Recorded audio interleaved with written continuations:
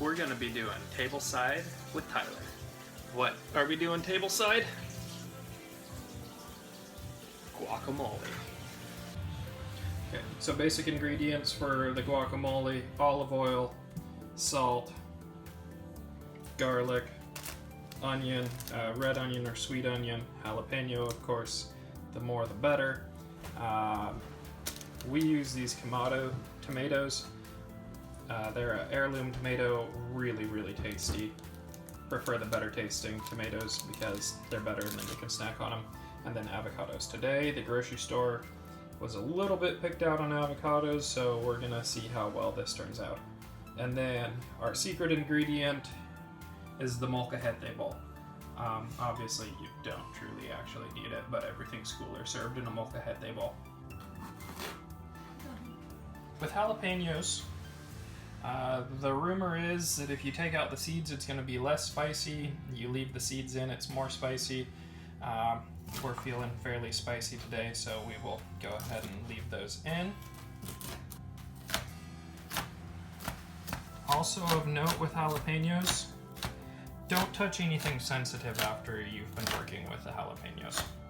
I know it seems obvious, but I still make that mistake. And who knows, we might have video of me crying later.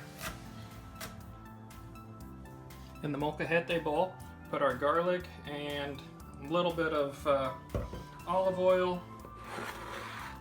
Put the jalapenos in.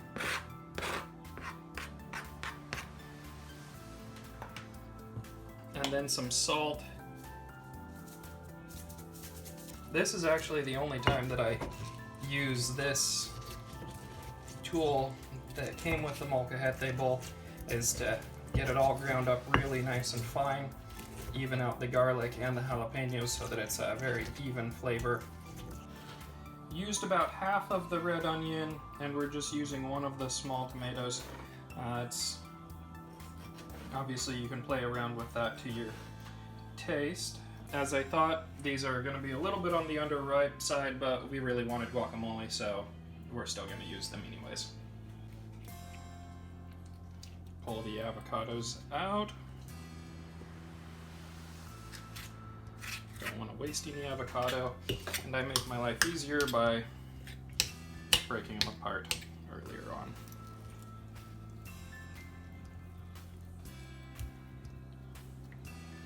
Yep, on the less ripe side, which is going to require a bit more work to make it nice and smooth and creamy, but hey, whatever. Guacamole is guacamole.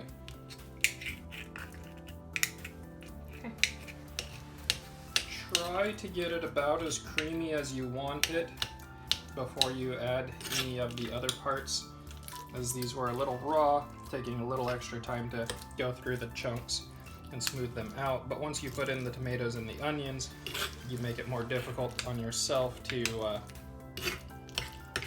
get it creamier without having to break up onions and tomatoes. We will add the onions and tomatoes.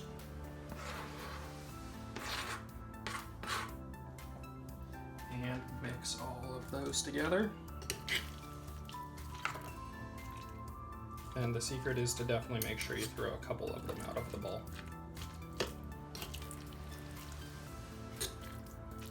Once you get all of that stirred in, add some lime juice. We find it easier just to maintain one of these little squeeze limes, but you can also just put a fresh one in. Fresh is of course better, but when you want to have most everything ready for the guacamole to go for it. And finally, the most important part. Taking the chip,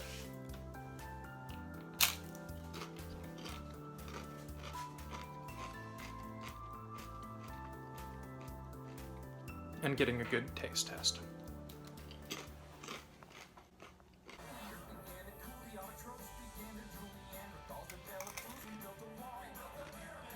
And of course, make sure that you enjoy it.